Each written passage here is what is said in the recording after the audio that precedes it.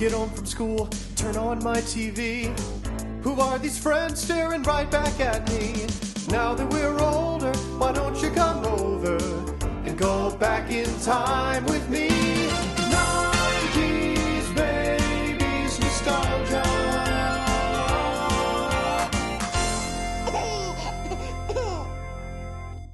Hi, I'm Amanda. And I'm Jessica. And this is 90s Babies Nostalgia, where a couple of 90s babies rewatch and sometimes watch for the first time tween entertainment from the early 2000s. Just to be clear, we are not sponsored by or affiliated with any of the shows, actors, channels, anything that we talk about. We just really, really love talking about TV. And today we're talking about Life with Life with Derek. Season 2.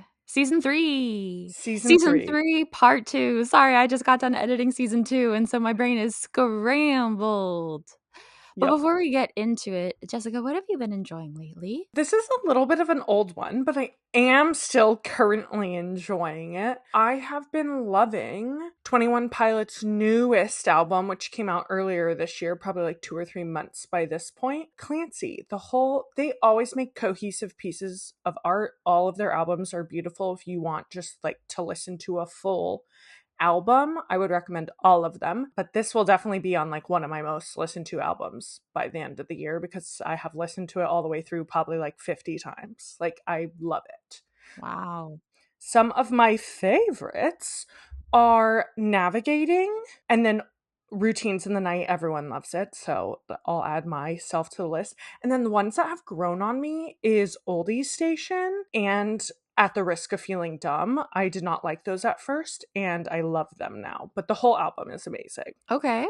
I have not listened to 21 Pilots since Blurry Face and they blew up with that one. But I did listen to that whole album. I don't remember what it's called.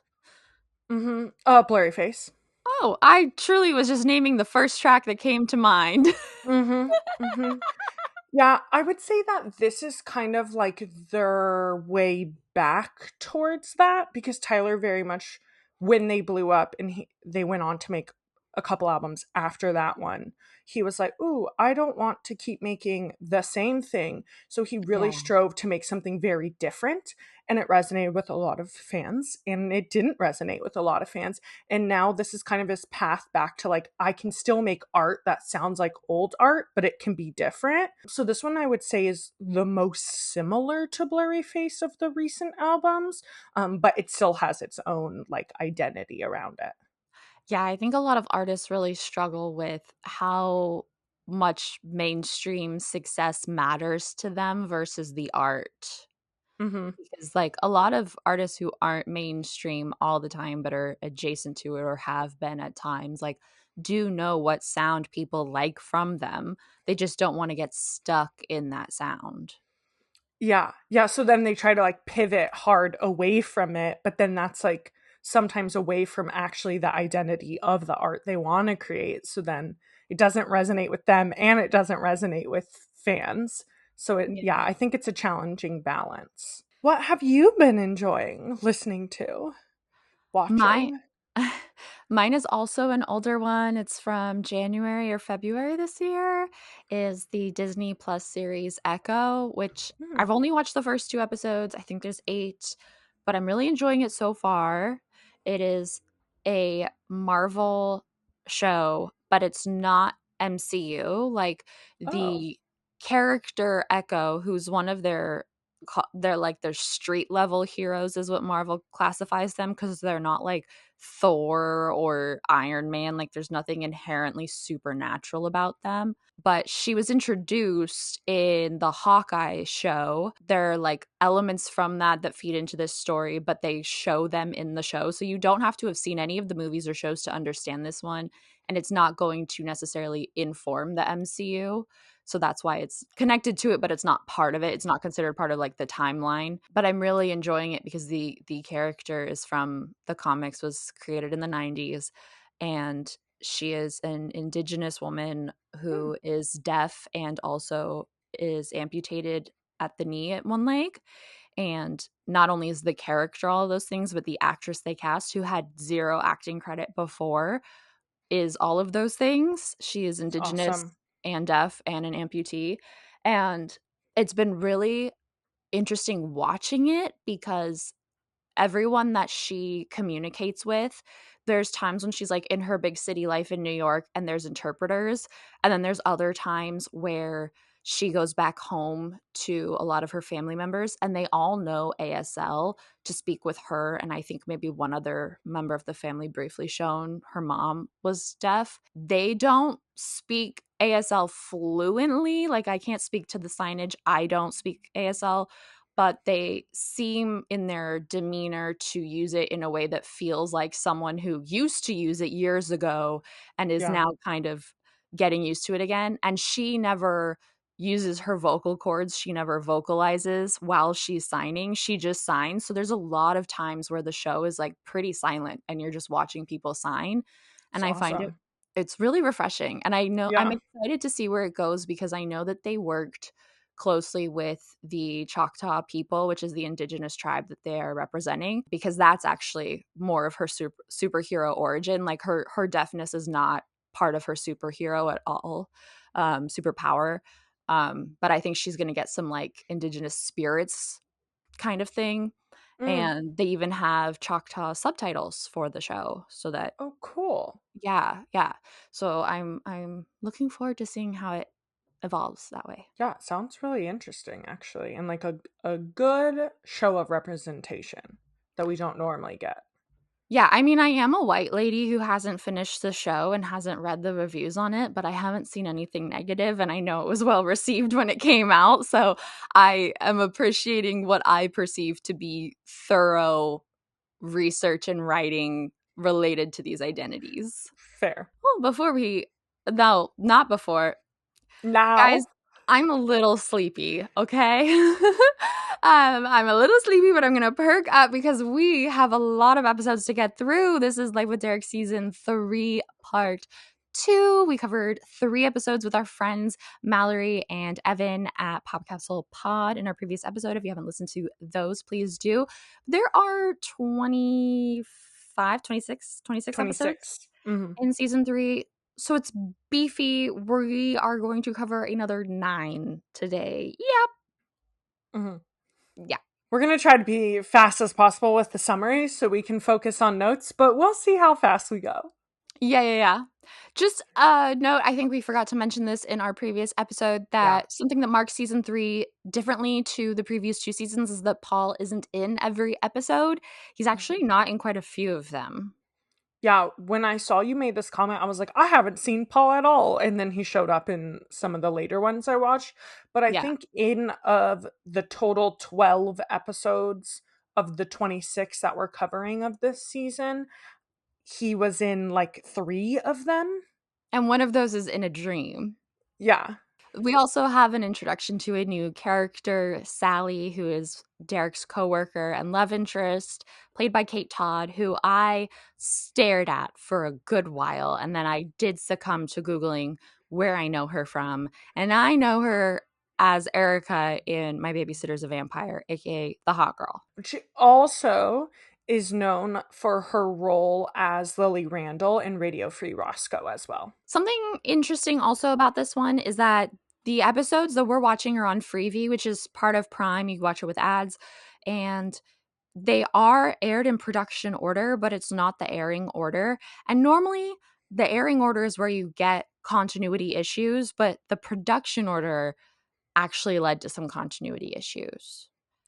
Yeah. So I think at the start of these episodes, we'll just briefly mention, even though we're referring to like episode 8 based on it's 8 if you go watch it on Freevee right now, but we will mention what episode number it was in airing order, just so you know, because that might clear up some of the continuity issues we noticed. So, episode 8? Yeah. Adios Derek. So this one was actually 12th in the season. In this episode, we are introduced to Abby, who is Derek, Marty, and Edwin's mom. And she is played by Jennifer Wigmore, who starred in I Was a Sixth Grade Alien, along with many of the members of this cast were also in that show, as well as like a lot of 1-2 episode guest roles in different TV series. And Christmas movies recently. Lots of Christmas movies. People make a living off of Christmas movies. Seriously. So, Derek's mom, Abby, shows up for parent teachers night, and they all learn that Derek is failing Spanish. Abby and George decide, as punishment for Derek failing Spanish, he's going to get to go with Abby to Spain for a month because that's where she's doing her fellowship. And A month. I everyone's, think it's 6 months. oh, it is 6 months. But yeah, he gets to go with her as punishment, and everyone's like, this is not punishment. And Derek is stoked because hot Spanish girls. Relatable. But yeah. But then he kind of starts to realize, like, okay, maybe he's going to miss some things at home. He doesn't want the normal life to move on without him. And as a farewell to Derek, the Venturi McDonald host an Adios Derek roast. And during the roast, Marty is really vocal that she doesn't want him to leave. And Casey goes up to do her roast and she starts crying and is like, I'm going to miss you. And so then he's like, Mom, I think I need to stay here in Canada. Notes for this episode. This was giving parent teachers conference, not parent teachers night. And I'm like, I don't think you had parent teachers conferences in high school. So that was weird to me. I don't think we did either. And I honestly forgot that parent teacher night was also a thing. Because wasn't that a thing where like your parents could come to like a class and meet your teacher, but it was like all the parents versus the conferences were separate? Yeah, it was like all the parents, it was one night and each teacher had like, I don't know, 15 minutes to be like, this is what your child's going to learn in my class and woo. And then you would like go to your next class. And it normally happens like within the first month of school. But we didn't have parent teacher conferences. No, I think both conferences and night were just a middle school thing too. Yeah. And elementary. I also forgot that happened at all. Like I was reading your notes and I was just like, they're just synonyms. But you're right. It is giving more nights. Regardless, I think they are using them synonymously. Yes. Or it's giving more conference, less night. Also, it was very weird to me that we've not met Abby. She's been briefly mentioned, maybe in a couple of episodes. And she shows up and is like straight into disciplining Derek with George. And to me, I kind of like, I don't know, I'm like, you've not been around. Like, you don't know what Derek has grown up into. You don't know the challenges with him. And you're just like jumping in here, disciplining him. And like, who are you to do that? You've not been a part of his life. I do think it's very interesting. I thought that the co-parenting was a bit of a sleigh, honestly. Yeah. Like somehow Abby and George very seamlessly fall into looking like a married couple disciplining their child. Like I kind of forgot about Nora, and then Abby was getting along with Nora, which was all refreshing, but it was abrupt, I'd say, given that we haven't seen Abby before. You're right. Yeah. Yeah. Yeah, I thought the representation of co-parenting and having like, the step parent there with the actual parents and everyone kind of getting along was really good representation to see, and I enjoyed it, but also just felt slightly out of place because Abby has been so absent. Yeah, and she's not that far away. They say that she came in from Toronto for this occasion. Yeah, I don't understand Canada geography, but yeah, I'll trust you. Okay, Toronto is pretty southern Ontario, and London is like, I think near the Great Lakes, like it's southern Ontario. I want to say they're 1, maybe 2 hours away from each other. Oh. Granted, I'm an American that's never been to Ontario, but I have looked on the map because Justin Bieber is from London, Ontario. Got it. Okay. Yeah. But either way, like they're not that far apart. Even if it was 3-4 hours, I still would expect to see her more. Yeah, totally. At least in a few episodes. The other thing I wrote down here is before we got to, as punishment, we're sending Derek to Spain, they threaten, we're going to send you to an all-boys school, which of course is like Derek's worst nightmare.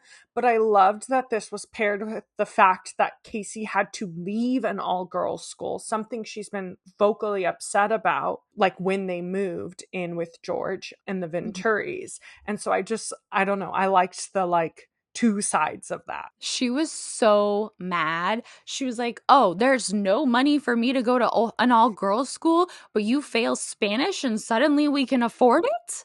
Yeah. Which I'm not saying she's justified in that anger, but also I kind of get it from a teenage brain because you're like, this is something I wanted, but you tell me no and you're going to give it to him as a punishment? Like, Yeah, I would totally be upset about that as well. Also because Abby's a PhD candidate, she's not rolling in it either. So mm-mm. it's not like she's No, yeah. she's rolling in debt. Is what she's rolling. Well, hopefully not. You know, I have lots of friends who say never get a PhD if you're not getting paid to do it. You know, like if you have to pay for it, it's not worth it. But Sure. we don't know her situation. And she definitely has debt from the other degrees. Well, no, it's Canada. Sorry, I'm going to stop now. We're going to move on. Yes, there is a column that we did not mention. A big part of Derek not doing well in Spanish or in school is that he is just distracted with messing with Casey all the time. To Yeah. which I say, why is she living in your head rent free? And part of it was that she was having a poem published in like the school newspaper, and he replaced it with his own haiku about her stinky feet, Mm-hmm. which is pretty great and also takes a lot of effort. Also, there's this part where they're listing out, like, Casey is saying all of the different pranks that Derek has pulled on her, and they were all hilariously awful. But the one that stood out to me is that he put chewed gum in every single pair of her shoes, Oh my god. which is horrible. But I also think after the second pair, you would think to check all of them, right? I would hope so, but still, like, are you getting it all out? Like, it just sounds like a nightmare. You're right. You're right. So there's a point where George comes upstairs to talk to Derek, discipline him. I don't know. It's when they're upset with him. And he's Mm-hmm. like got a leg starting to go out his window, which we already know he lives on the second floor. Yep. But it looks like he's trying to sneak out his window. There is a brick wall right across the window. Like it looks like there's enough room for him to maybe fall down. There is definitely nothing for him to climb down. Why? Maybe if it's close enough, he could, like, you know what I mean? Stick both his arms out on either side and kind of like shimmy his body down. Yeah, he's gonna Spider-Man the wall down. Yeah. Because I believe that Derek Venturi has the upper body strength for that. Absolutely not. Maybe Max. Yeah, maybe Max. Maybe our football player, not our hockey player. Correct. Yeah, it's really close. And I get that it's a production thing, like, so that they don't have to put a view that looks worse.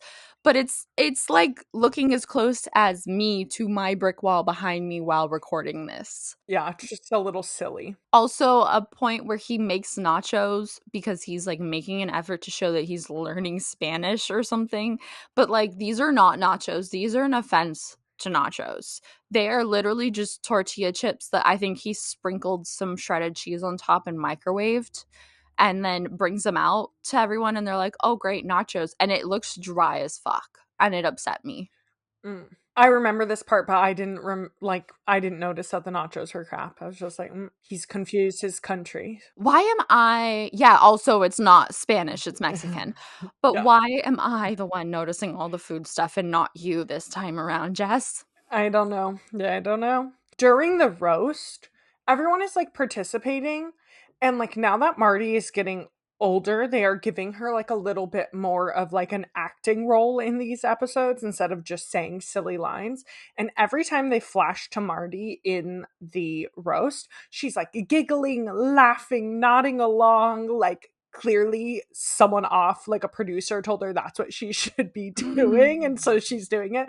But I found it very endearing. Yeah. She gets some good moments, or she's just like not in an episode. It's confusing. Yeah. It's probably child labor laws. Yeah. For the Jay-Z scale for this one, because of the pranking and just overall like Casey crying and things like that, I give it a 3 out of a 10. I said 4+ because Casey's crying and because of all of the pranking. Because he kept making a point of it. And I'm like, Derek, why are you thinking about Casey all the time? Think about yourself.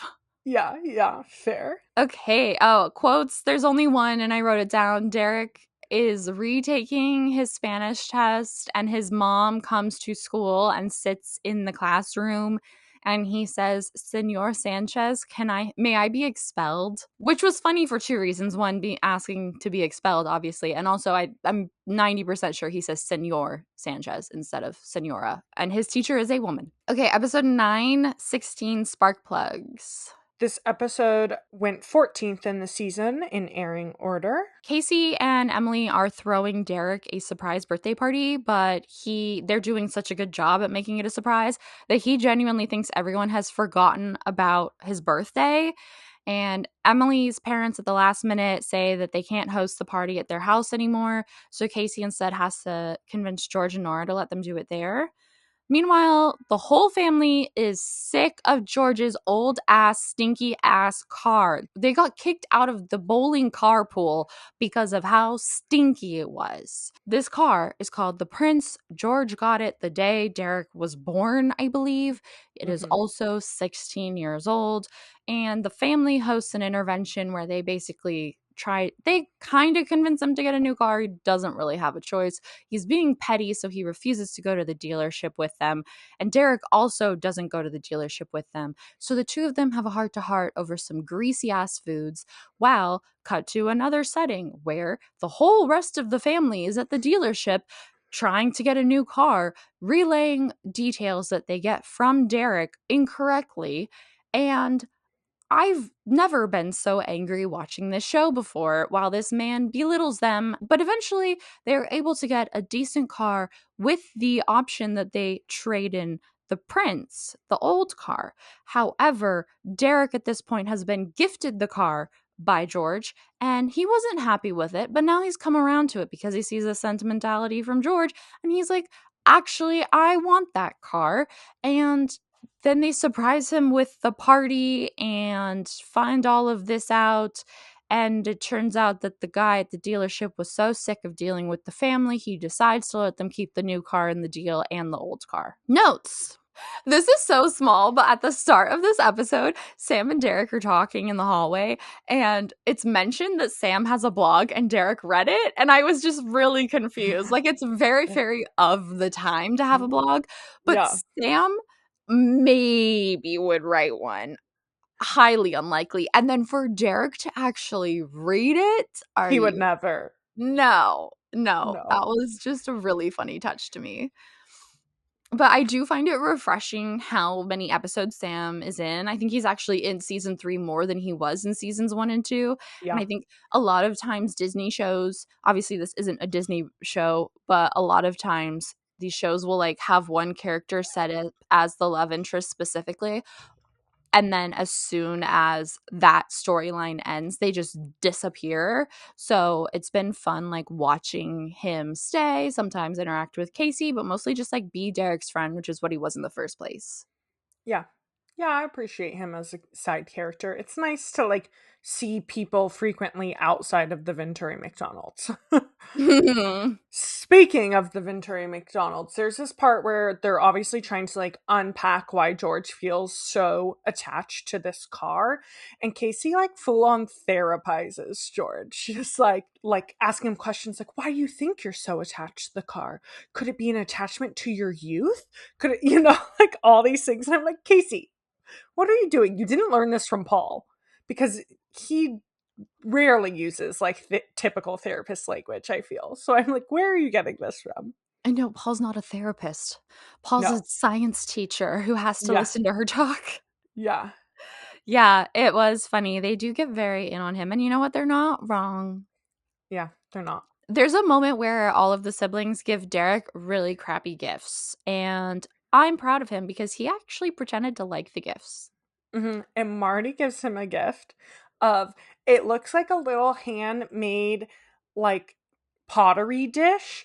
The lid's a little crooked and wonky, and he's kind of like, what is this? And Marty's like, it's something to put your stuff in. It looks like something she probably stole from like a buffet downstairs. Yes. Yeah. Yes. It looked very homemade though, I do have to say. When Casey is trying to get from Derek like all of the different things he would like in a car, one of the things he lists is a 6 CD changer, and that just really took me to 2007.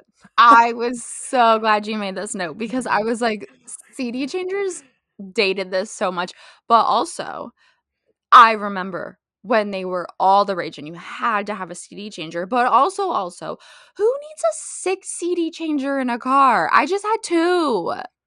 Yeah, I was like, unless you're like frequently going on road trips. Yeah, I guess, but you're still gonna pull over at some point. Yeah, or someone's in the passenger and can switch it out. Yeah, it seems a little unnecessary. As a must-have, a little unnecessary, but very teenage boy in 2007 to say it's a must-have. Mm-hmm. There's a really funny moment where Derek keeps trying to hint at George that it's his birthday, and George is like seemingly playing obtuse, but then Casey asks him about hosting the party there, and he's like, "Oh, is that now?" And he was literally just saying to Derek that he got the car the day he was born and that it's 16 years old. And Derek's like, "Really?" And like George genuinely forgot. He was so wrapped up in the car, he forgot his own son's 16th birthday. And I just thought it was very silly. Ridiculous. While they're at the dealership, all of the kids are talking to the dealer and saying like what they want in the car. And when it gets to Marty, she's a few demands and I loved them. She needs a good back seat. It needs to have a cup holder. There needs to be a DVD player, which also feels very 2007, and a place to put her monkey. And I was like, Marty has her priorities in order. Like, But where is she going to put her monkey if not in the seat with her? do you know how what I was thinking is some cars in the back seat have the little thing that fold down in the middle, and maybe like the little Oh, monkey could sit there. like the center console thing? Mm-hmm. Yeah, or he could ride in like a little one of those mesh elastic backs to the front seats. You know how they have those sometimes you Yes. can like slide things in. Yeah. I just have to say I mentioned it in the summary, but every single scene at the dealership pissed me the fuck off. Mm. I have never shopped for a car, but if I were in a dealership and a man spoke to me like that, I would leave. Mm. Were you not upset? No, because I low-key feel like he was justified. They all were giving completely crazy demands. They didn't have the budget for anything they wanted, and all of their demands were conflicting. Like, that's not his job to figure out what they want. It's his job to sell them on a car, but they need to have their priorities in line. Like, that would be a frustrating customer service experience.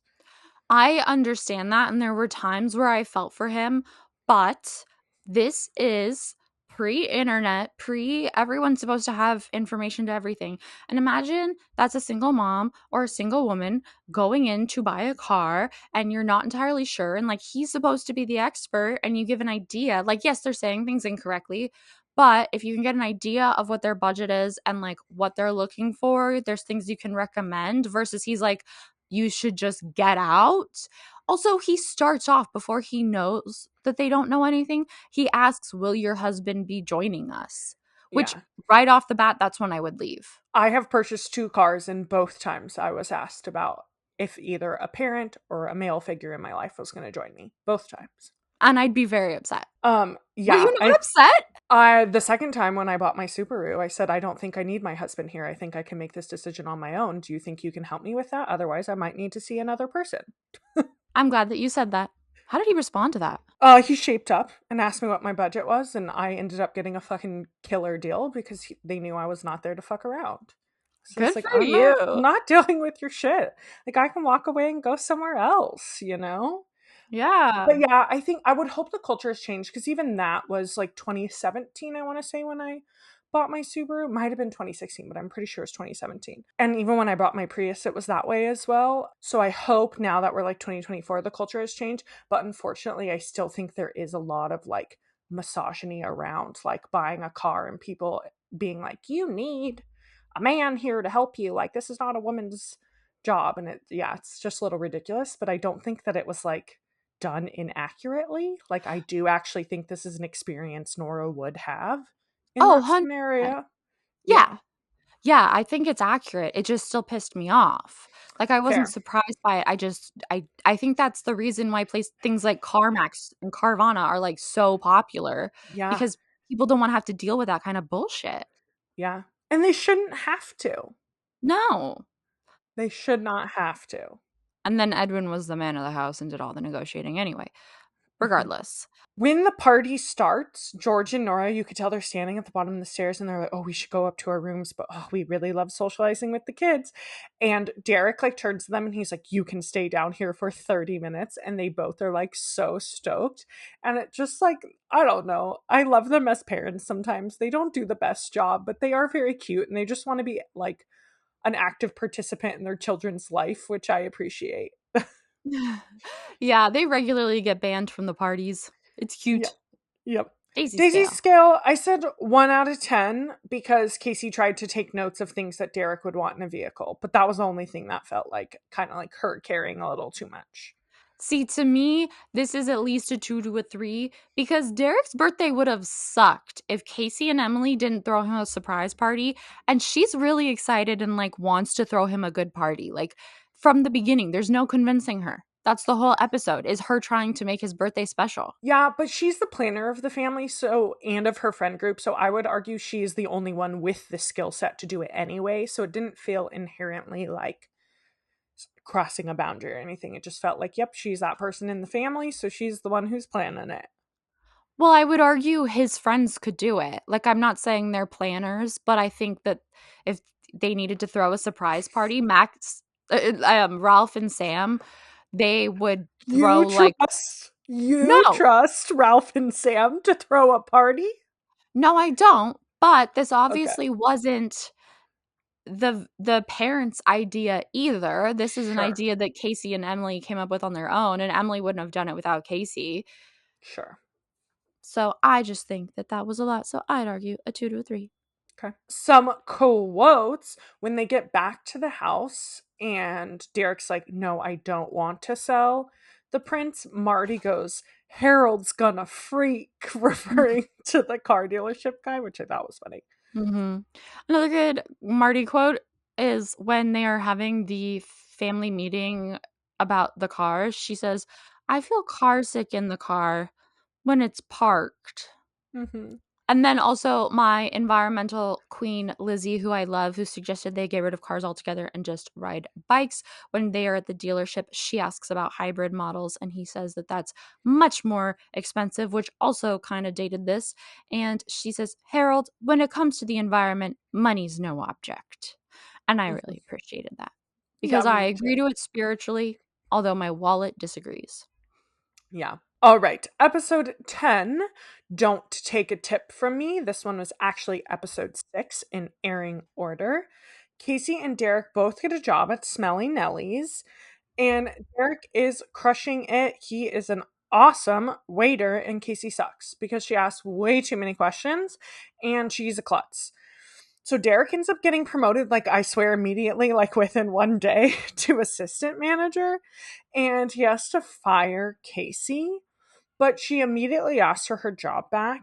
And Derek's like, well, I can't give you your actual job back, but I can make you a busboy. And so, after some training at home to get her waitressing skills up to par, Derek lets her wait on a few tables, and she's doing a great job and it's going really well.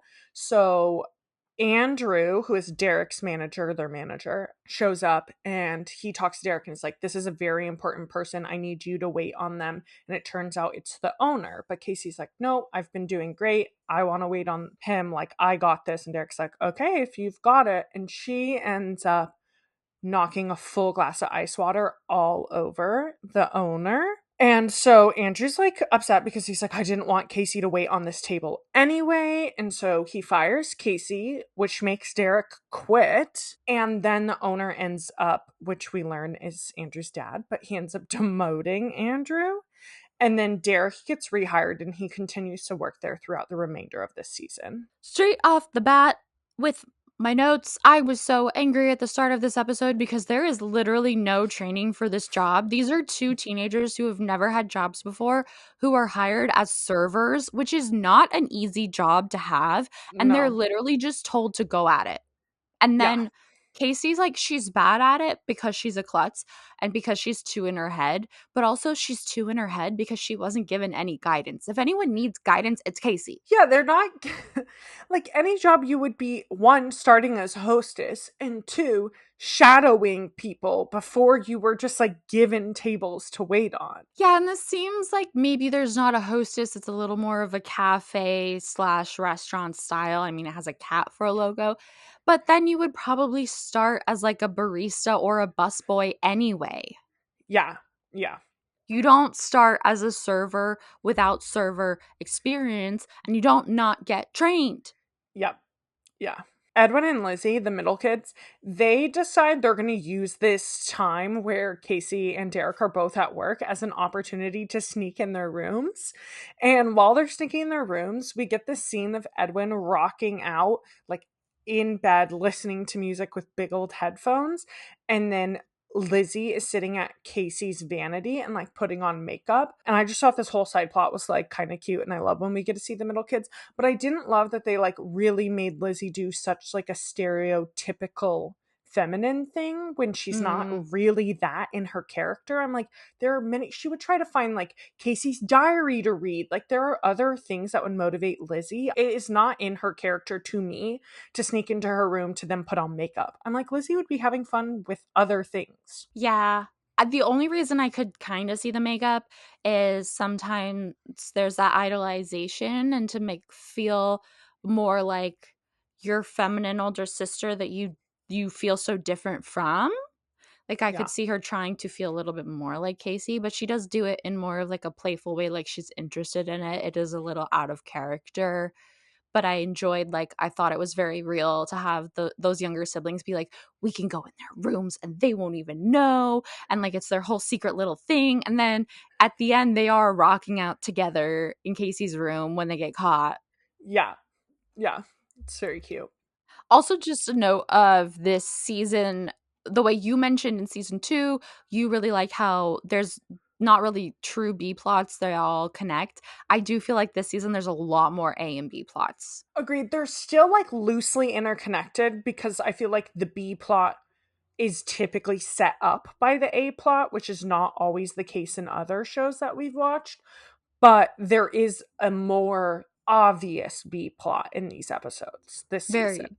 Very true. There is more of a story connectivity. Yeah, unlike like Sweet Life when like Carrie was going on a date with the quartet. Yeah, yeah. And it's like, this has nothing to do with anything. Where with the boys renting out the room to the rest of the to a sleepover. Renting out London's suite is what that episode was. Yeah. Where they're so unrelated. I know. The other thing, I've noted quite a few things in this episode. It was a fun one. When Casey gets home from her first day and things go terribly, she sits on the couch and she's like, oh. And Nora's there and Nora ignores her. And so Casey's like, oh, like so loudly because she needs Nora to ask her how she's doing. And instead of just being like, Nora, I need to vent and I need you to be my mom right now, she just sighs until she gets her attention. It's so dramatic. It's such a TV thing. I've never seen someone do that in real life, but I've seen it on TV a dozen times. Yeah, true.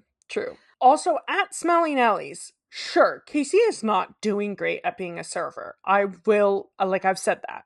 However, Derek and Andrew are doing absolutely nothing at all except standing in a corner, chatting to one another, and then poking fun at Casey. Like, they are doing nothing. They're not helping tables.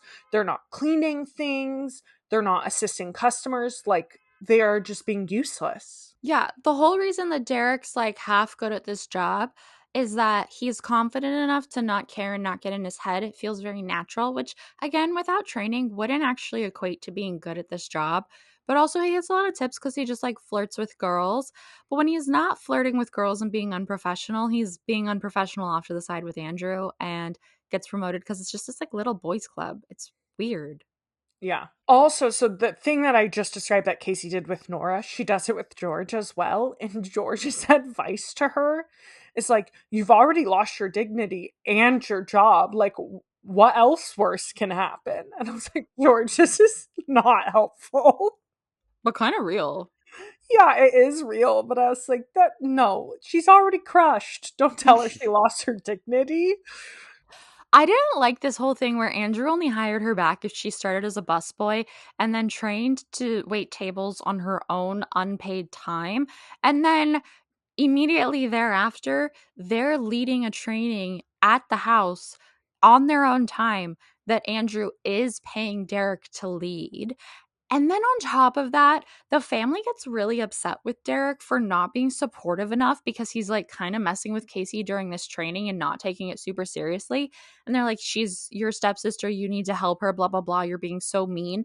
But to me, he's already doing so much. Like, he's literally leading a training in the house and he didn't do that much that was mean to her. And the whole situation bothered me. Yeah, I thought it was a little weird how upset the family got too, because I'm like, sure, he's being like, I guess a little spicy, but he's just guiding her, which is his job.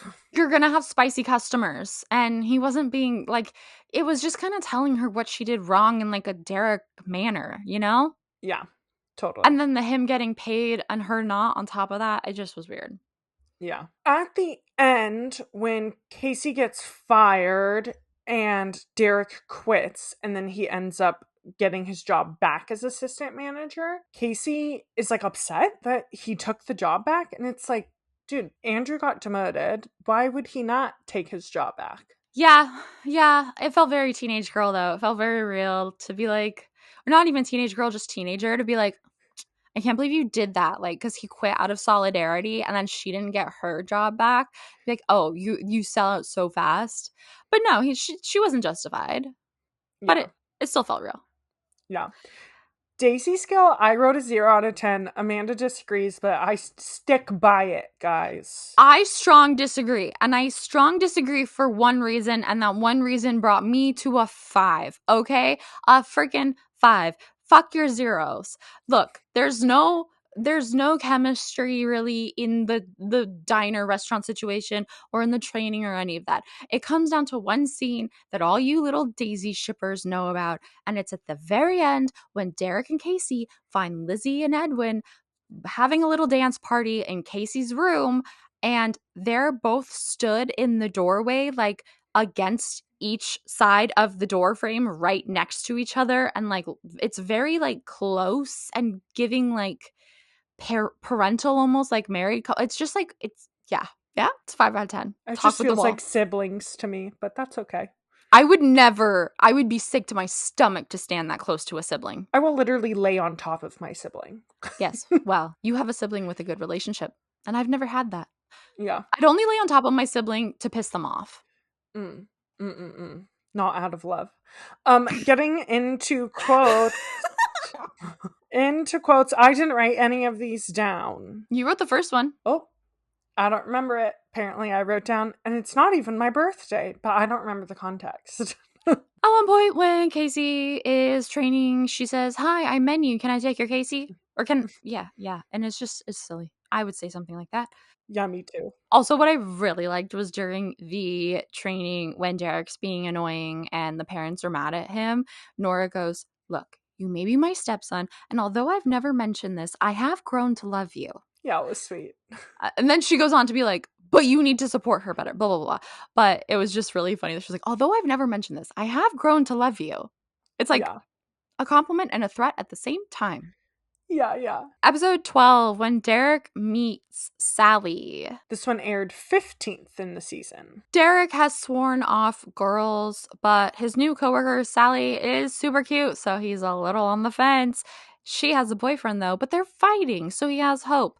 And he's, like, nonchalant about everything, and it seems like she's nonchalant about everything. And when he's, like, gonna ask her out, her boyfriend shows up, and he's like, "I thought you broke up." Nope. Also, Jamie, remember him from the birthday party episode that we talked about last episode? He comes over to tell Lizzie that he likes her, and she freaks the fuck out. She doesn't want to talk to anyone. Edwin, Casey, Nora, everyone's trying to talk to her, and she will not hear of it. Finally, she admits that, she doesn't know how to be friends with him or, like, interact with him now. He made it all weird. So they decide to have a dinner at Smelly Nelly, where Casey's going to chaperone and give them no privacy. And Jamie is like, this is weird. Like, he straight up is like, this is weird. But then he asks Derek if he's going to be there because he's been getting advice from Derek while he waits for Lizzie. And Derek will be there because he works there. Immediately, Derek won't serve Casey, so she moves to the booth over, and Lizzie's pissed off. But they talk it out. And also, there was this thing where Lizzie lied and said she liked someone else, and Casey told Derek, and Derek told Jamie, and Jamie's like, I know you like someone else. I like someone else too now. She's like, no, you don't. And then they agreed to, like, she can get over it and, like, learn to like that he likes her, and maybe also learn to like him. Just for context, randomly in this episode, George has gone to Vancouver for 3 days. For work, I think. Yeah, for work. Doesn't really affect the plot, but it is mentioned throughout.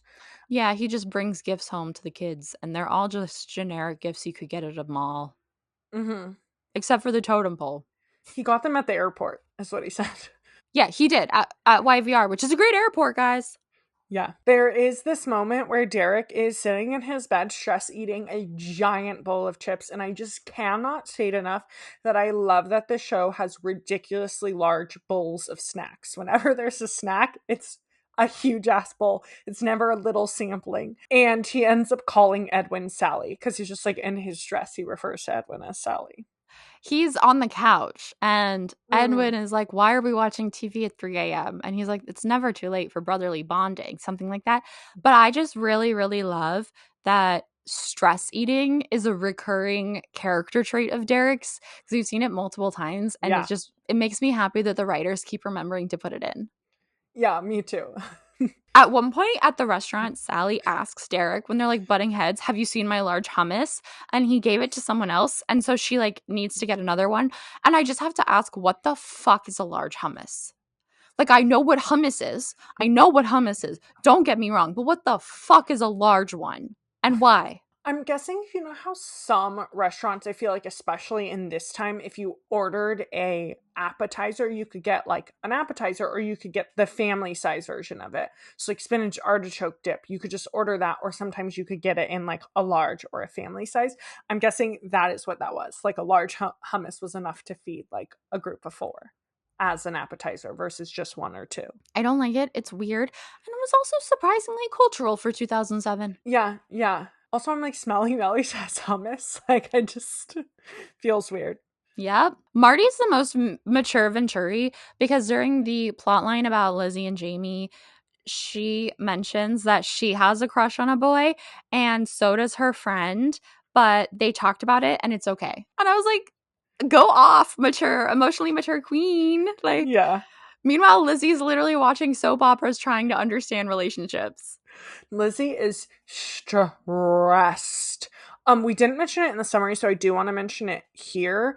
Lizzie realizes that she can't, or realizes that like, oh, maybe it will just take her time to adjust to Jamie liking her, and that she could potentially like him, because there's this conversation on the couch with Nora where Nora's like, you know, it took me a while to realize that I liked George. Like, I at first wasn't sure, and then there was just this one moment where I knew, and that kind of opened Lizzie up to being like, oh, it's not an obvious like I like him or I don't like him. Sometimes you need to like spend time with someone to get to the point of liking them. It just felt like a good lesson to teach a teenager, and I appreciated that Nora shared her experience with Lizzie. I have mixed feelings about it, because I, as more of a demi person, sexually and romantically, like, I'm never just interested in someone, so I do relate to it.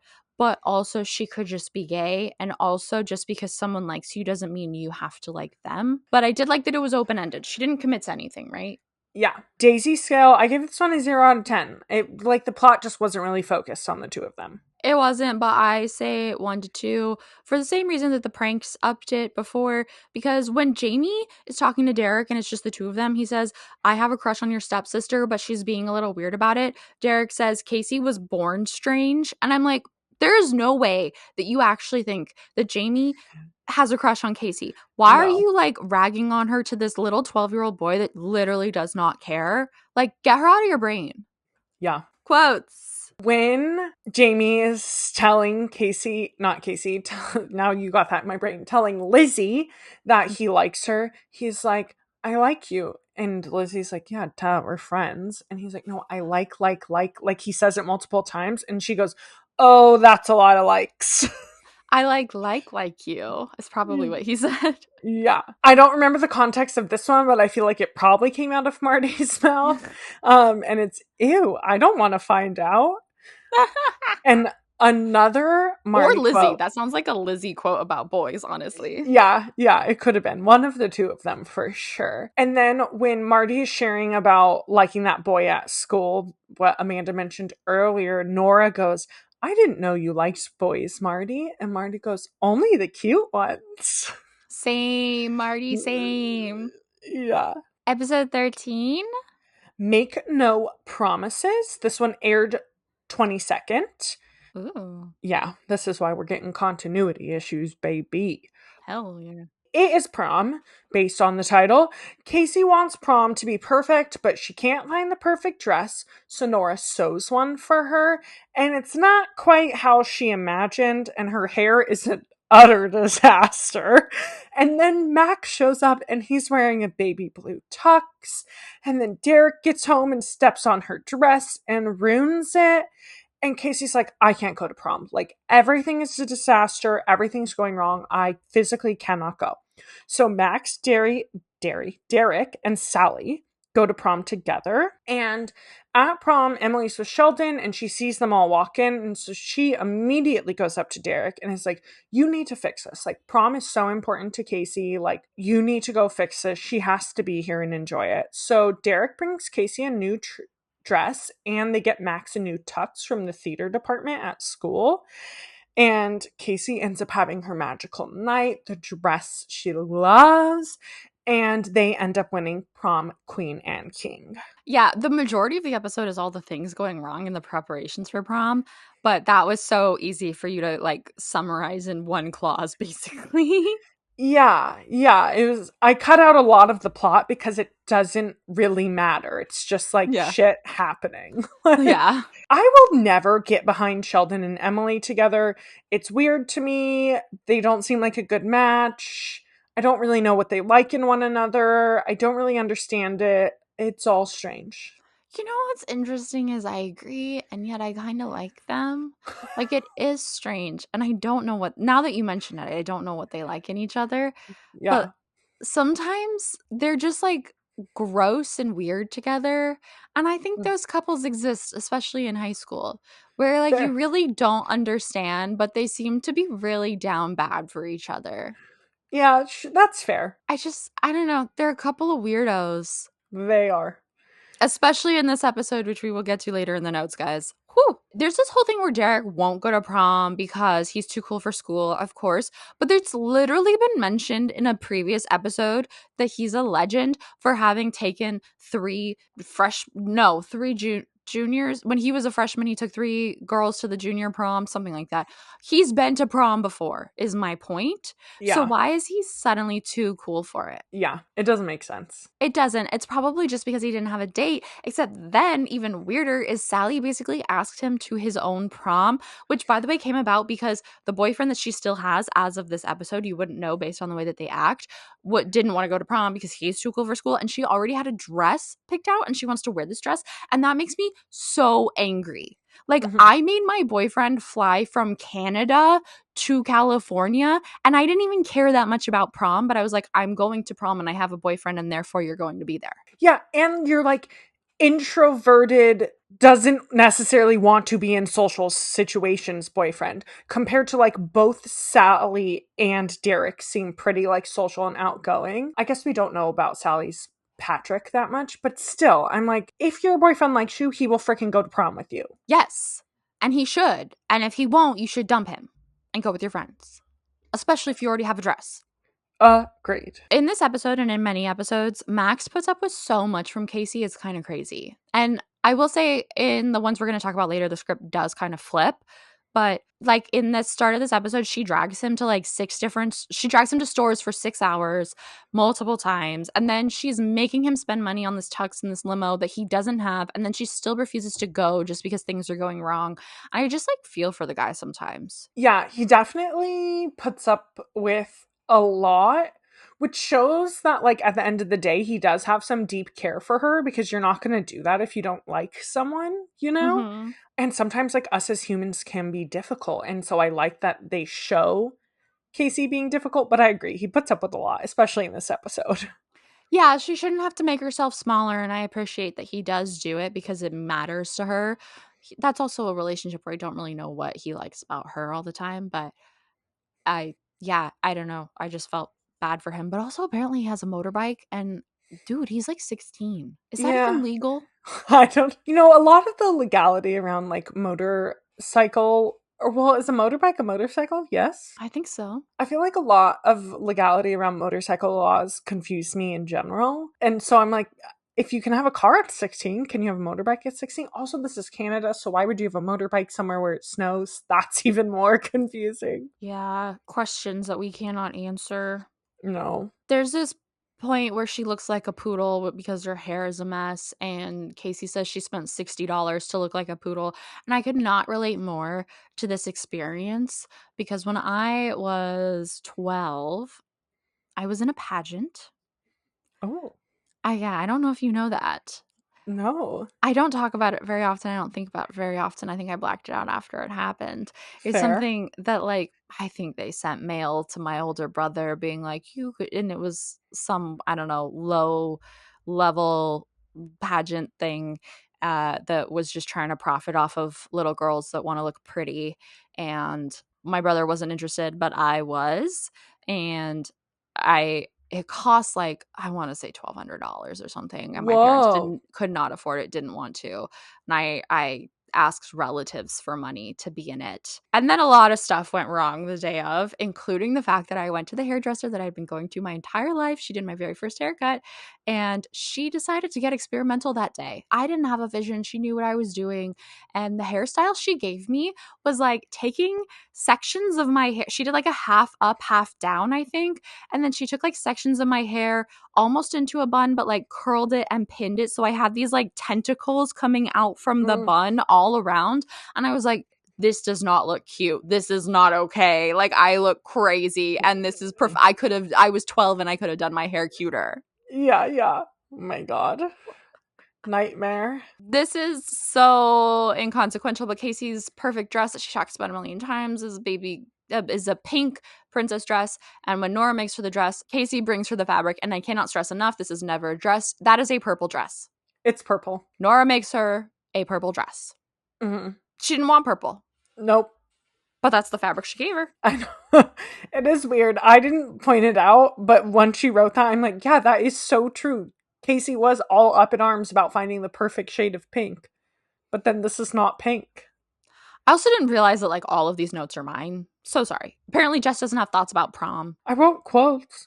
I don't understand why at the prom Emily and Sally say that Derek has to fix the Casey situation because Derek's not involved. Derek said, sure, he stepped on her dress at the end, but girl was a mess before that. Even her makeup was a mess. Her mom way overdrew her lipstick. Why does he have to fix this situation? And also, Sally's never met Casey to my knowledge. Why does she care? It was confusing. Also, it's like, Emily, you are her best friend. You know how important prom was to her. You go fix it. And Emily's the one that found the dress and the tux in the theater department. Like, hello? Yeah, go be a friend. Why does he have to step up? Why can't you just be a friend? Yeah. But it was a cute moment. I mean, we'll get into it with the Daisy scale, his like bringing the dress and everything. But also after showing up with the dress to Casey, he says like, take it away, mice, because he likens himself to like Cinderella's fairy godmother. And then Nora and Marty and Lizzie like literally tiptoe into the room, and it's just really funny and cute. Yeah. The dress that they end up giving her that she loves is like Princess Aurora bullshit. Like, it is really giving Sleeping Beauty. Is it? Okay, I could see it. Yeah. Also, the necklace that she pairs with her original dress, or maybe it's the Princess Aurora dress. I don't know. But it's like this pink, chunky, plastic, terrible looking necklace. It's the worst thing I've ever seen. Who the heck approved that necklace? Get it off of her now. I didn't notice it. I had no idea what necklace you were talking about in this note. I think that's hilarious that it offended you so much, but you haven't made a note about food this season. Yep. Not true. In the last episode, I made a giant note and I go on a giant rant, which you all have heard by now, about a sandwich. So I have thoughts about food. True. I didn't put this in the plot, but this is part of the episode. And towards the end, Sheldon, in front of the entire prom, gets on the microphone and gets down on one knee and proposes to Emily, and she freaks and doesn't know what to say. And then they go outside and he's like, sorry, I just really want us to be together, and my family's moving to Newfoundland. So you spelled it correctly, but it's pronounced Newfoundland. Okay. Newfoundland. He's like, my family's moving to Newfoundland, and I just want to still be with you. And if we're married, then you can move with me. And I'm like, this is some crazy fucking high school shit. They're also only 16. They're not even 18. It's not even seniors. That would still be crazy, but this is really wild. Yes, it is. And it's foreshadowed the whole episode. Like, so many of my notes were like, what is he getting up to? Like, what is he going to propose? Are they going to go there? Like, because throughout the whole episode, he's asking her about like kids and where she'd like to live and like all this weird stuff. And she's like, what is going on? But like, you're a weirdo anyway. So I guess I'll just answer your questions. It's crazy, but I really love the way these characters are grounded, because when things like this happen, Emily never once considered it. She was just like, are you out of your mind? Like, yeah. Go to Newfoundland, come back, maybe, if we're still interested in each other. Versus if we were watching like One Tree Hill or the OC, there is a high school marriage. It's because of a pregnancy, but still there is a high school marriage in One Tree Hill. And I wouldn't be surprised if in the OC they would actually like get engaged, shows like that. Sure. So I enjoy how real these characters respond to these unreal propositions.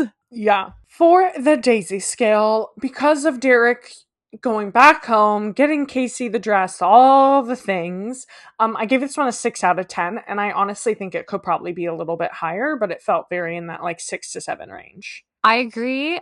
When you wrote 6, I had no notes, but I do think it could be like 7 or an 8. I think this is one of the most, I think this and one other thing that we're going to see in the final season are like the most pivotal or quintessential Daisy moments for Derek to come back and give her the perfect dress and like make her night. He likens himself to the fairy godmother, but he's given more Prince Charming. And there's a moment where they're stood outside of the prom together and she says something about like, I got my fairy tale after all, and it feels a little more intentional with him. Yeah. Quotes Casey's hair. She goes, do I look like a poodle?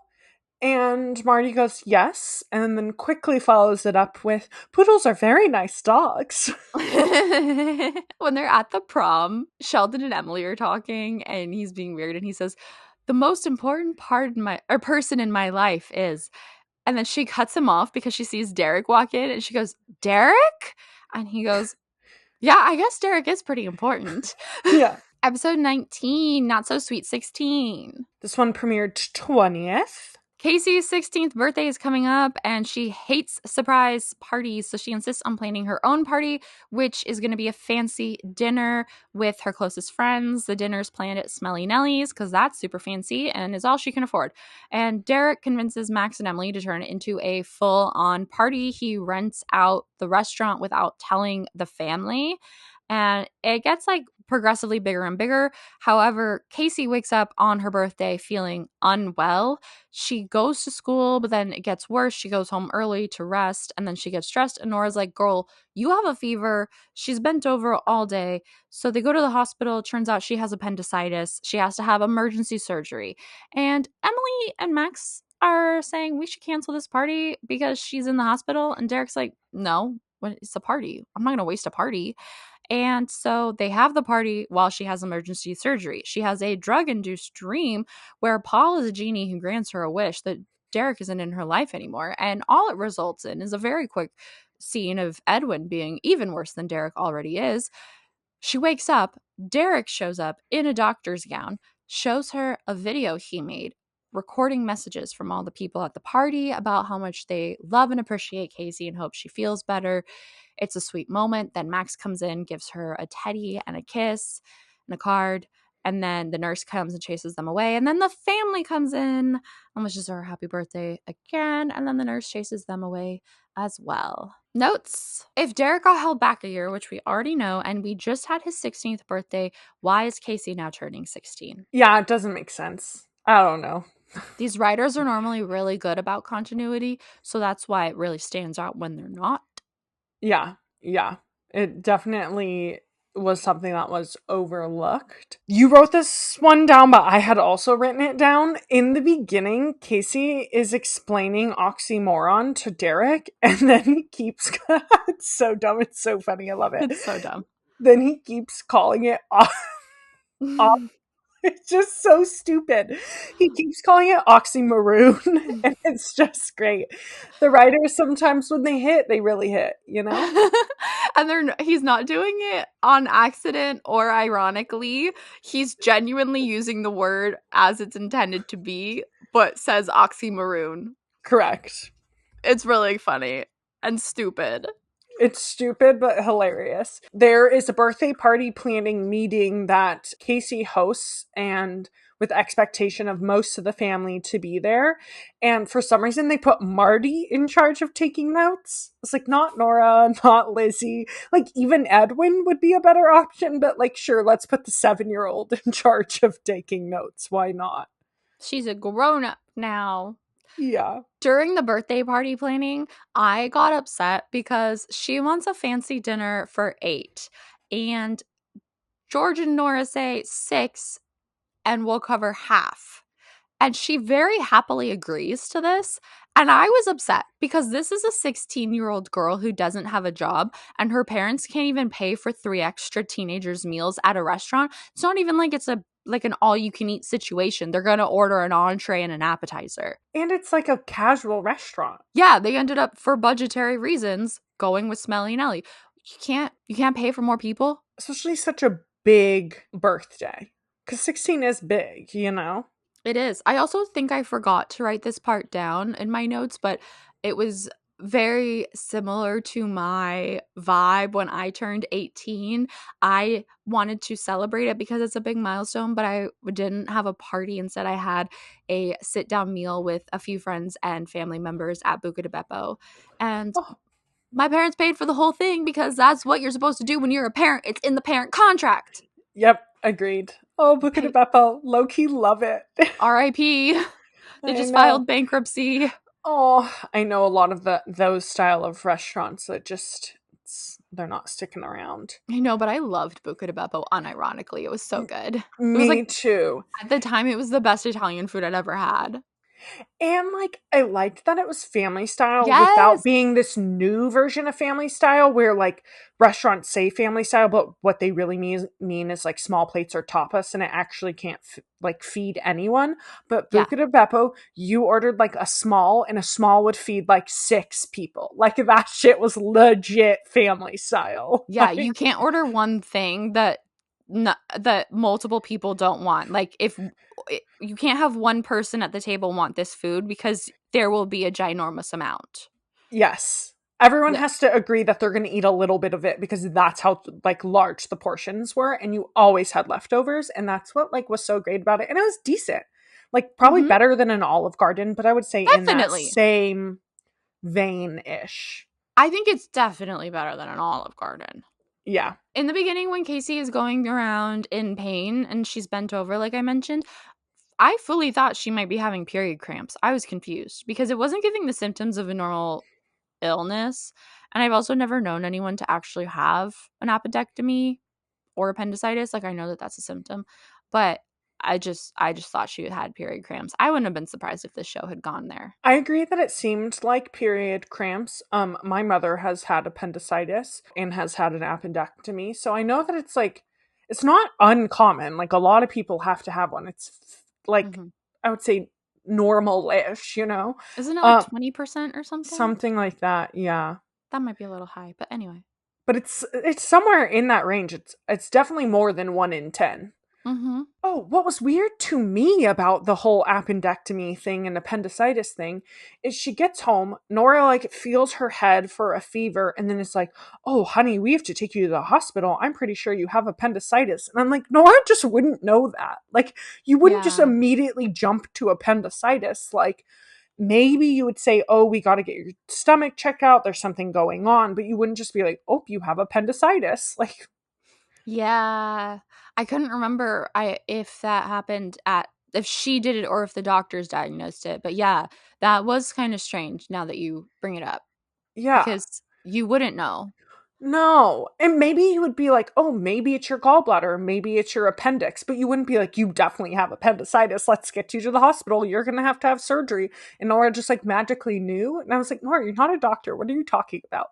Yes, for sure. She would have a hunch, but she wouldn't know.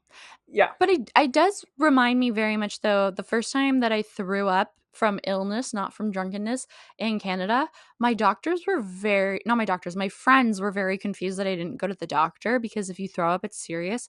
And I have such an American mentality of growing up with crappy health insurance that I was like, if I threw up, I'm getting better. Like, the worst is over. And why would I go to the doctor just for being sick? Like, I didn't go when I had chicken pox. I didn't go, like, when I had strep or like so many different things. My parents were just like, you're sick, stay home, rest, take some meds. So, but for a parent to like see that their kid has a fever and not hesitate to take them to the hospital, I was like, this is so Canadian. Yeah. Like, yeah, it would be in an American show, but in an American show, I'd be like, that's not realistic. Yeah. Yeah. You wrote this, but you say that Emily and Max regret getting duped by Derek, but then also they just continue to party, which is true. But what confused me about this is when Derek brings it up to them that he wants to throw a big party, they both are like, no, no, no, this is a horrible idea. Casey hates surprises. Like, they are very firm in that opinion. And Mhm. then Derek loosely is like, well, what if she doesn't know what she wants? And blah, blah, blah. And then they're like, oh, I guess so. And just like agree with Derek. And I'm like, guys, you know Casey better than this. Like, what are you doing? The problem is that everyone is for some reason convinced that this sit down dinner is going to be really boring, which I was kind of annoyed by, but I get because like I guess they're high schoolers or something and I didn't go to parties when I was in high school, but they all are convinced it's going to suck. And so he's like he says we have to save Casey from herself because they're all just convinced that like it's going to suck and Casey's also going to hate it. Yeah. But I agree, they should know better, and they do know better. And as soon as they realize that Derek was just doing to throw a party, Emily says, we got duped, we should have known better. Mm-hmm. And then Max goes, well, Derek does throw a mean party. Something that was really funny was at the end, Derek and Max get chased out by the nurse, and then the family come, and then the nurse is like, it's midnight, go home, people. But then Derek comes running by again, and he's like, family. And she goes, he keeps saying he's with you. Is he with you? And everyone in the family goes, no. No. He deserves it. He does. Daisy scale, I wrote 2 to 3, but I definitely think this is leaning more 3. Yeah, and I wrote 3 to 4 out of 10, so it's a 3. I mean, the party stuff not as much, but like the way that he makes the video, it's cute. Yep.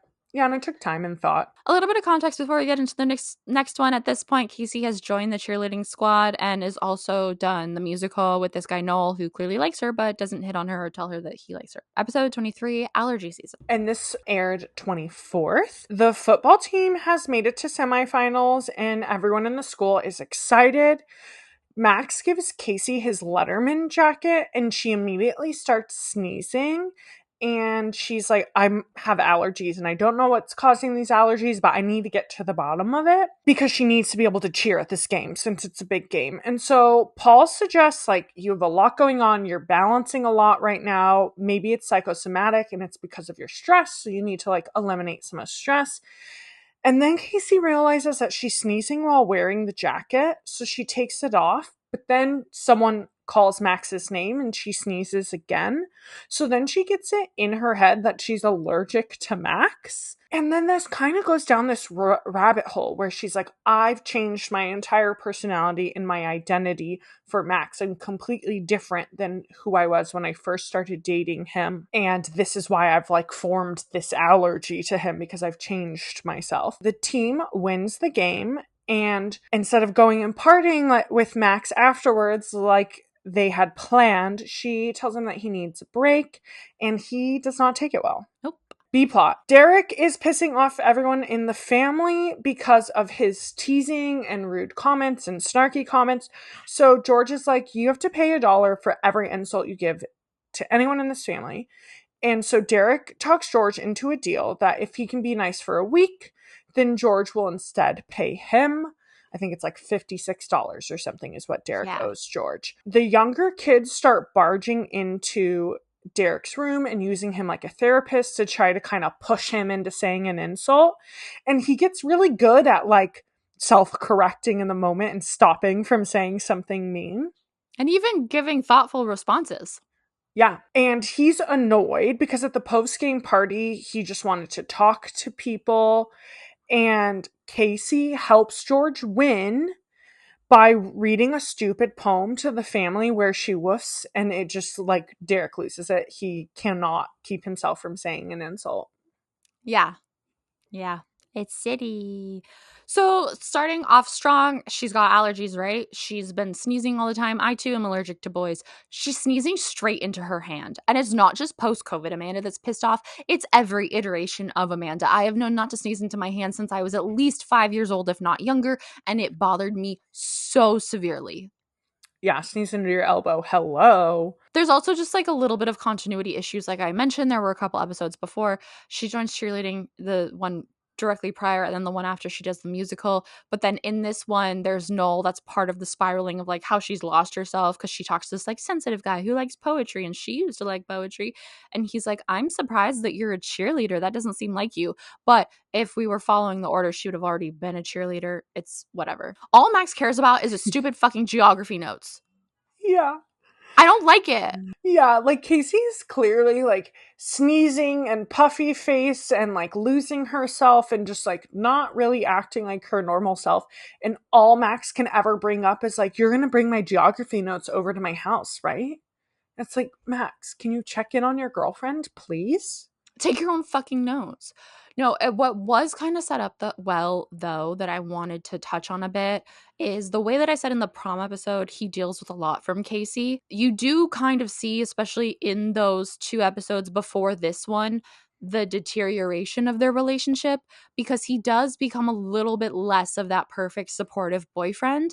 Like he almost misses opening night of the musical because he wants to go to his friend offers him concert tickets that it's like a band he's been really wanting to see and he's like I can just go to the next night, but then he does end up going to the opening night. But there's like these moments where like he's a little bit less than perfect. So I did like that it was set up well where he's starting to center himself more and then in response Casey's starting to center him more. I am also glad that in realizing that she's no longer her old self and Casey reads her old diary entries, she acknowledges that it's pretentious because it's pretentious as fuck. It's so annoying.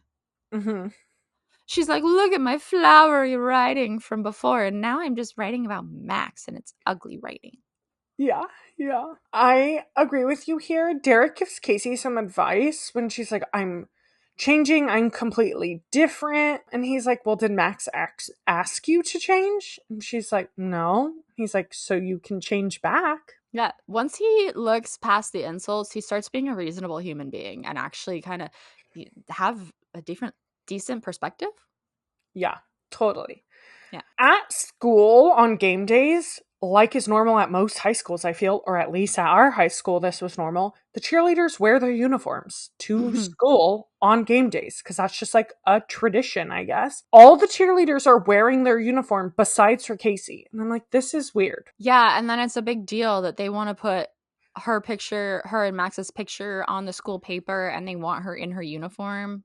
Which I'm like, of course they do. And Max probably also is going to be wearing his jersey. Like, hello? That's the point. I also have to say Max didn't want her to try out for cheerleading, which is actually because his ex-girlfriend, the on and again, off again girlfriend, Amy, was the head cheerleader, but still, he wasn't like, yeah, be my girlfriend, then you can go to, or be a cheerleader, and then you'll be at all my games, and blah, blah, blah, blah, blah. Like, it wasn't like that. So, why is it such a big deal to wear your uniform? Yeah, it just feels strange, because I'm like, this is normal. Yeah. Small, totally not relevant note, but I thought it was funny, is we learn that Marty likes pickles and peanut butter. Sounds like a pregnancy craving. Yes, I have tried it because it is like one of those viral online cravings, and I understand it. I don't think it's for me, but I understand why people like it, and I appreciate that Marty likes it. Interesting. I feel like this continues throughout the season because I feel like season 3's gotten wacky. These episodes just have moments where I'm like, why did we include this? Like when Paul turns into a genie. I don't know what specifically made me think that in this episode, but there's just a lot of these wacky moments and I'm like, these episodes feel all over the place and just like way crazier than in the previous 2 seasons. I wonder if their Disney budget went up. Yeah, maybe. It does feel a little more produced, a little bit bigger. Yeah. But still more grounded than usual. Yeah. The Daisy scale, I give it a 0 out of 10. I wrote, I don't know, maybe like a 1. It was a low one. It was a low Daisy episode. And then quotes, I have the only one written down, which Casey tells Max, I think I lost my identity. And he says, did you check your wallet? Which is such a dumb boy thing to say. It's dumb boy, but also like fair. No, because your identity isn't a thing in your wallet.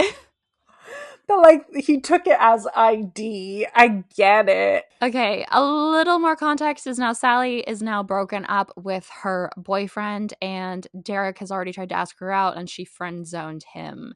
And now we get into episode 25, Derek's School of Dating. This one premiered 26th in the season, so technically last in the season. It was the true season finale. Sally asks Casey to pry Derek about her, and so Derek pretends to not be interested. And Edwin also has a school crush that asks him out, and so he asks Derek for advice, and Derek is like, treat 'em mean, keep 'em keen. Just terrible advice. And Casey and Nora are annoyed with everything going on with Sally because it's clear that Derek's interested. So they're like, we need to meddle and make things right. So they make a plan for Sally to come over, which Nora tells George, and then George tells the boys in an emergency guy meeting. And so to get the upper hand, Derek brings Ralph's girlfriend, Amanda, to the house. Hi. Yeah, as if he's dating her. And so Sally gets upset and leaves. And then Edwin is just acting like so rude and so dismissive to the girl that he has a crush on. And so she gets annoyed and is like, forget about it. I'm not giving you any more of my time. And so everyone is mad at Derek because he is treating Sally horribly when he obviously likes her and is giving everyone the worst advice ever. And so Edwin ends up getting advice from Lizzie. And Derek ends up getting advice from Casey. And Casey is like, Sally is quitting, picking up her last paycheck at Smelly Nellie's. Like, you'll probably never see her again. Yeah, you'll probably never see her again. Like, get over her. Like, she's gone. You pushed her away, essentially. And then Michelle, who's Edwin's crush, comes over. And Lizzie does some meddling and kind of like lies to Michelle to bring Edwin together. And Derek rushes to Smelly Nellie with candles and a boombox and roses, and him and Sally kiss. And it turns out she was lying too and just wanted to get him back. Mm-hmm. Yes. I hate treat 'em mean, keep 'em keen. Also, like, it just doesn't work. I do think that, like, negging worked on some level at this time. I do think that we inherently are not attracted to people who show us too much affection up front because we're like suspicious of it, and a lot of people do like the chase. But if you have done some introspection and you have learned to love yourself and demand more for yourself, it doesn't work. No, and it shouldn't. No, it just feeds off of people's insecurities, if anything. Yeah. I hate it, but it was definitely a saying. It's not a Derek saying, it's a saying that people have said forever. Well, yeah, a lot. I think it loops in with the mindset of like, play hard to get, don't be too nice, women like a bad boy, right? Like there are so many versions of this that essentially mean the same thing. Mm-hmm. Nice guys always finish last. Yeah. At Smelly Nellie's, Casey is there like crying, drinking tea over being single. And Derek is getting ready to leave and tells Sally, like, be careful about that one over there. She's fired up on chamomile. And I just like, how does one get fired up on chamomile? Like, that's what tea you drink to go to sleep. Like, I be fired up on it. It was the most incorrect tea to mention, but I also thought it was funny that he was like, be careful about that one over there. And Yeah. she asks for another hot water charger. Yep. I also enjoyed in this episode, it's the first and so far only time we've seen emergency guy meetings where Edwin just stands in the middle of the stairwell and shouts, emergency guy meeting! And then all three of the guys rush to Derek's room and talk about their problems very openly, and there's no secrets between them. If anything, George spills stuff he shouldn't because he's like, what the heck? It's an emergency guy meeting. Yeah. And then later Edwin or Derek tries to call an emergency guy meeting, but Edwin's too busy with Lizzie and George is too busy with Nora because they've all realized that Derek's advice sucks, which is also funny. But I just like the idea of a household where you can just shout that and they're like ready for each other. Yeah. Yeah. It is kind of sweet. And I don't think we often see those three together alone when No. previously they were like running the whole house, you know? Yeah, yeah. I would think it was funny if, like, in one of these moments, Marty joined in on one. Like, I would find that kind of adorable. Yeah. Marty had incredible commentary. Yes, she did. The way that you noted that she gets more full acting in this season, there's this scene before Derek shows up when Nora and Casey have invited Sally over, as that's their only meddling. It's just, let's get her to the house, see what happens. And Sally and Casey are talking about Derek. I don't remember exactly what they're saying, but it's stuff about, like, I don't know, his expectations, their expectations, how they hope he'll react. And Marty knows that Derek won't like this plan. And so she, to herself, by the table, like, is like, he won't, he will, blah, blah, blah, blah, blah, and like just responding to everything, giving a reality check. Yeah. It's really cute. It was really cute. There is this moment where Casey and Lizzie and Nora, really the whole family, but the three of them realize that once Edwin has his thing going great with Michelle and Derek and Sally finally are a thing, they're like, oh my god, the men in this household are so much more annoying when they're happy. Like, maybe we don't want them to be happy. Yeah, they were like, we should have known better than to meddle, because now they're even more annoying. Yeah, yeah. Also, this is the first episode that I have noticed this. Maybe this has been happening in the last 3 seasons. But since when are we calling Edwin Edwino as a nickname? I don't like it. It feels like we're calling him Weenie. Like, I don't like it. I don't like it as a nickname. It feels mean. I like it. I think it's Edwino? cute and funny. I think they've called him Ed Weirdo. I don't know if they've called him Edwino. I haven't paid attention. But they all have funny little dumb nicknames. I like it. Okay. I didn't love it. The Daisy scale for this one, I also gave a 0 out of 10. Guys, it's just weak in this season, I gotta say. There's those really high highs and then there's some lows. And, you know, this one's all about Derek and Sally, so. Quotes. I'm the only one who wrote one down. And this, I think, is between Ralph and his girlfriend. There's some subplot going on with them. I don't remember the specifics. But mad at Ralph for having her be part of Derek's scheme and upsetting Sally. Ralph goes, I don't know what you did. I don't know anything. You know that. I think she says, like, how could you make me do that? Or how could you have me do that? And he's like, I don't know what you did. I don't know anything. You know that. Yeah. And, like, runs after her. Ralph's fun. He's another one where I'm, like, glad that he's around more. Me too. I did not expect him to stick post that, like, band episode that he was in as the drummer, but I loved it. I like him around. He's a good character. Yeah. Getting into our final episode that we are going to cover because it is a holiday episode, and we at 90s Baby Nostalgia have very few rules, but one of them is we will cover any and all holiday episodes. Do I need to give that preamble every time? No. Do I want to make it feel important? Yes. Episode 26, A Very Derekus Chrismas. This one aired 16th. That's so confusing, but that's fine. It aired on December 3rd, so I feel like they probably did it as some sort of, like, release of a bunch of Christmas episodes back to back of different shows. It's my theory. I did watch it as the season finale and think, really? Did they like plan the season to end around Christmas? Yeah, where the last episode makes sense as a season finale, which technically it aired last. That does make more sense because we always have relationship things at the end. Okay, summary. It's Christmas vacation and everyone in the Venturi McDonald household is excited because every single child is going away. Derek is going with Ralph, yes, there he is again, to his grandparents in Florida where they're going to lay on the beach and hit on some babes. It's going to be Derekus, not Christmas, Derekus. Yeah, it's stupid. The girls, Casey and Lizzie, are going to go visit their dad in New York, and Edwin and Marty get a last minute invitation to go skiing with their mom, who I guess isn't in Spain right now. George and Nora are a little bit sad about not having any kids, but then they decide that it's going to be romantic. They're going to have a quail and like a little romantic time together. Yes? However, then Aunt Madge shows up. Who is this woman? George's Aunt Madge, unannounced, walks through the door. Apparently, she sent a card to George before and he never read it. And she normally spends Christmas in Winnipeg with his brother, but decided to spend it with him instead. She doesn't even know that George got divorced, let alone remarried. It's weird. And they're adjusting to this. They're like, of course, we're going to let Aunt Madge stay.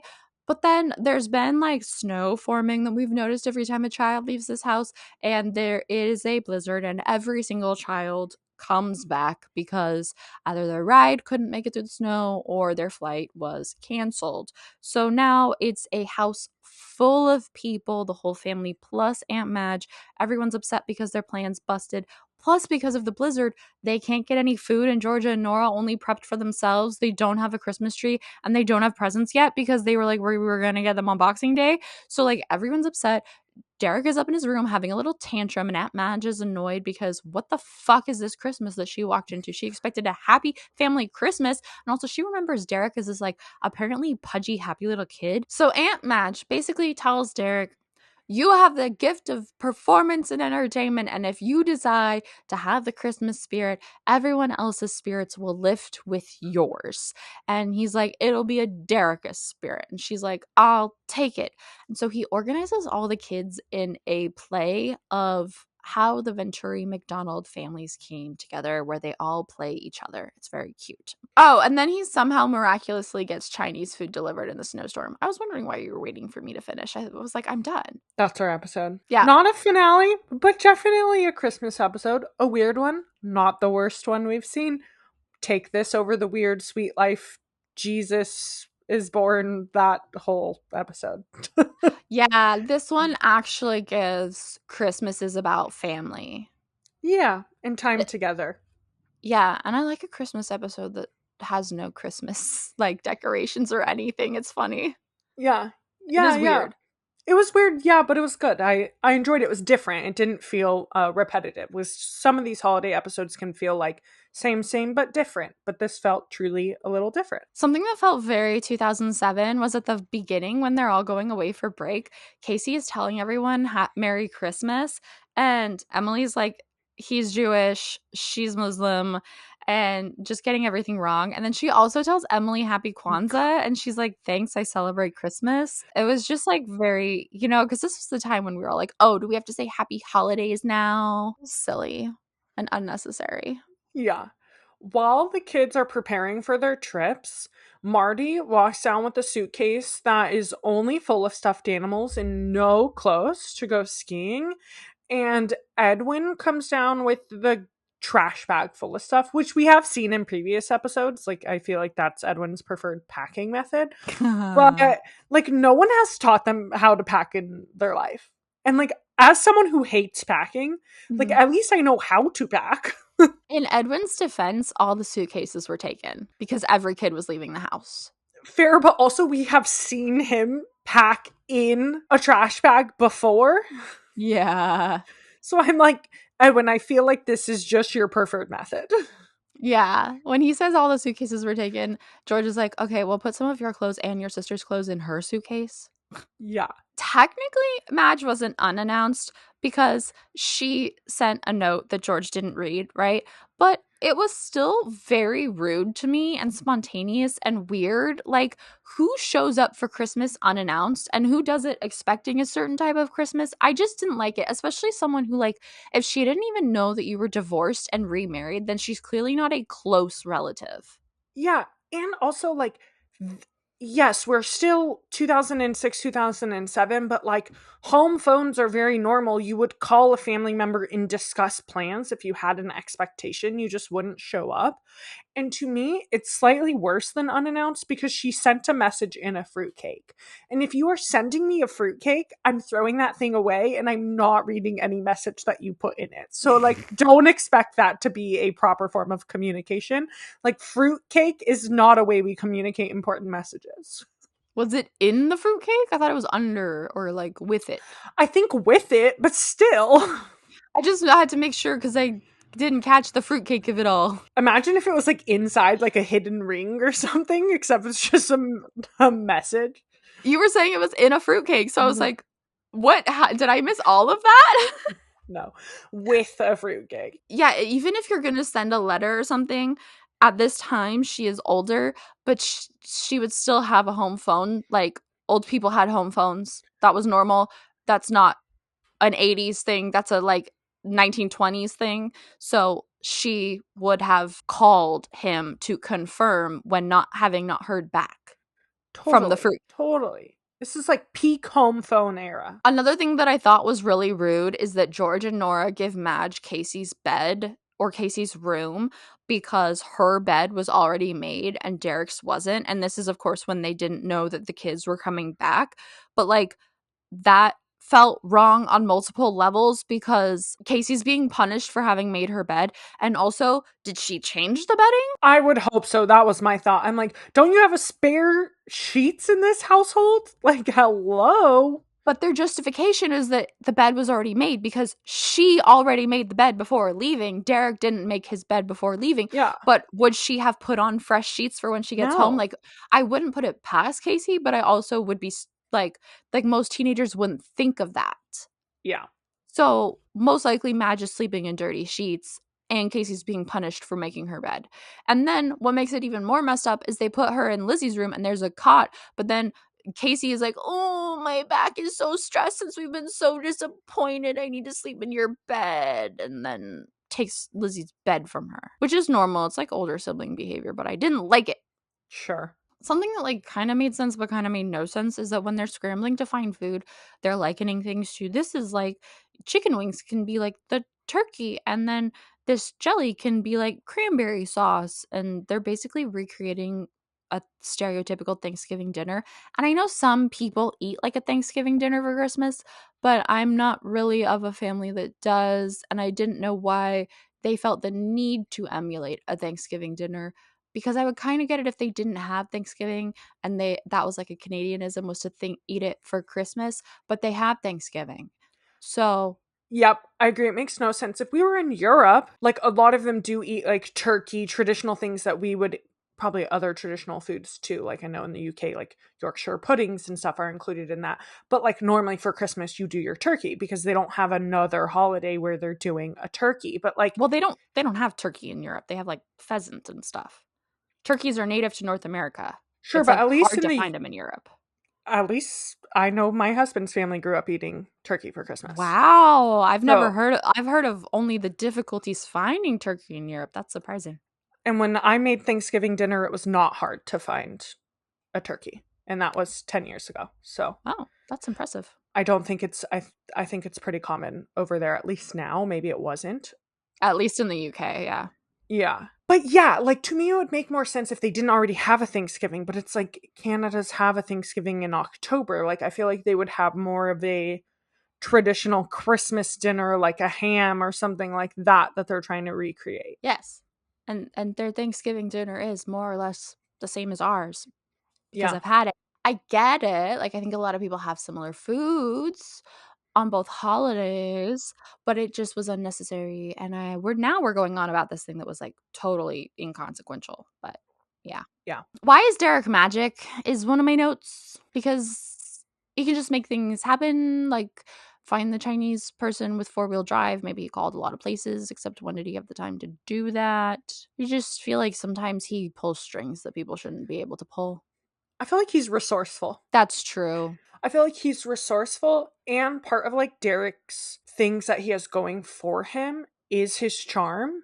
And I feel like because he's charming, people are more willing to do things for him, which is why he like is able to pull strings in a way that you're like, what? If you weren't Derek, you would never be able to make this happen, but you did. That's fair. So he's not magic. He's just charming. Charming and resourceful, which honestly, we love. He is the definition of work smarter, not harder. Yes, yes, yes. Mm-hmm. Except sometimes he's not working very smart either. No. A scene that I really loved where Nora and George are trying to enjoy their Christmas, just the two of them, and they're dancing in the living room. And George is wearing a baseball hat, like a baseball cap, that has a piece of mistletoe connected to it. And it was just like romantic, but equally silly and ridiculous. And I loved that. It was very George. It was very cheesy. Yeah. And the other thing, I do want to touch on the delivery driver, because to me, the delivery driver with 4-wheel drive in a snowstorm felt very Canada. Meanwhile, we got like Sweet Life in a snowstorm and the entire city of Boston shuts down.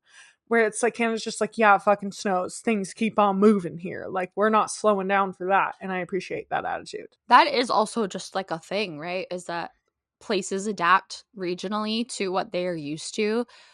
However, Boston does get a lot of snow. Boston is a little bit less of a driving city. Also, it's just more convenient for the writers of Sweet Life, who we acknowledge as being very, very lazy, to just not have anything available during a snowstorm. Sure. It still felt very Canada or mountain town. Yes. To me, because that's like when I lived in the mountains, I constantly felt that way. Like, you'd see on the news, it would be like, Dallas got 2 inches and the entire city shut down. And I'm like, we got 4 feet in the last 2 days and nothing has shut down. Like, why is Dallas not functioning and we're acting like things are normal over here? Like, well, in Vancouver, which is Canada still, when it would snow, it would immediately melt. And even though it's a city that gets more rain than freaking Seattle, like it rains over half of the year, when it melted, it somehow would flood the city, and like cabs wouldn't be able to get to you. Some flights would be delayed or canceled. Like, it was a problem over a tiny bit of snow that melted. huh. It was so frustrating. Yeah, I would imagine. Daisy scale is a fat 0 out of 10 for both of us, and that's fine. It's not about Daisy, it's about Derekus. Derekus. Quotes, I only wrote one down, and it's when it's when Madge, one of them, comes into Derek's room, and he's still upset about not going to Florida, and he's laying on his bed with 2 very large shells, one on each side of his head, and he goes, I can't hear you, I'm on the beach. And that felt very teenager giving a tantrum. Yeah. So, final thoughts. I want to give some shout outs. This is the part where I shout out some episodes that had important things or interesting things that we didn't have time to cover. As you can see from how long this episode already is. Episode 18, Derek Undone. This is when Max and Sally come over for dinner, and when Derek asks Sally out, really this whole thing is like she's been giving him mixed signals, and she does admit to it, but then friend zones him. Also, it's weird she ends up cooking the dinner. Episode 20, Driving Lessons, is all about Derek and Casey both getting their licenses. He has failed the exam 4 times, and this is her first time taking it, and she passes and he doesn't, and he insists that men have the driving gene. Was I pissed off? Yes. Does it do the thing that Life with Derek does, where it shows you something that's real and also that it's false? Yes, because Casey passes and she's a much better driver, and George gets his license suspended because he sucks, and Casey has to teach Derek how to drive, and then he finally passes. I kind of love that. I wish we watched that one. That sounds fun. Episode 21, Cheerleader Casey, is when Casey becomes a cheerleader. She tries out not just to spend time with Max, but actually because it's the closest thing to dance that this high school has, and why not? And Megan Park, who plays Grace Bowen in The Secret Life of the American Teenager, plays Amy, Max's ex, who is the head cheerleader and hates Casey until she doesn't, and also goes out with Derek to get back at her. And then, as I mentioned, episode 22 is Show Off Tunes. Casey's in the High School Musical, which is a hip-hop pirate romance written by the drama teacher. And also that's when she meets Noel, who is this like edgy little boy who clearly likes her but won't say anything because she has a boyfriend. And episode 24, Goes Bump in the Night, is maybe my most important shout out ever because the plot with Edwin and Lizzie centers around the fact that Edwin got an in the mail order detective kit, and he is getting to the bottom of the shenanigans that have been beginning in the house, taking people's fingerprints and looking at all of the evidence. And I had one of those kits from the Scholastic book drive, and I felt very strongly about someday becoming a spy and or detective. Yeah, I was going to say this feels peak of that time. If anything, a little late. Yeah. I loved those things. Did I ever solve any crimes? No. Was I going to be an expert at it? Yes. Yeah. This is all for the fun of it. Jessica, do you have any other final thoughts about season 3? No, just that it felt wackier, and that, as we already mentioned, there was like more split true A and B plots. But I'm still enjoying this. Yeah, okay. I like it. I feel like I'm not sick of it yet, and normally once we get to this point, I'm starting to get over it, and I'm not there, so. Same. And I do wonder a little bit for you if that's because you've never seen this before or not. But I also am having that feeling, and I've seen it before. So, because if you're listening and you don't know, I watched this growing up. Jess never did. Up next, we have Life with Derek season 4. I thought this was the first show that we watched to have 4 seasons, but Amanda reminded me that I blacked out season 4 of That's So Raven from my brain because that was a tragic time for us. So this is the second show to have 4 seasons. Still very exciting, and then we'll be wrapping that up and moving on to some fun fall content. So we are looking forward to that. As always, please rate and review us wherever you listen to your podcasts. It really, really helps us out. As well as like, follow, comment, DM us on Instagram and YouTube, 90s Babies Nostalgia, spell out the word 90s. On TikTok, use the numericals there. And with that, we'll see you in the next one. Bye. Bye.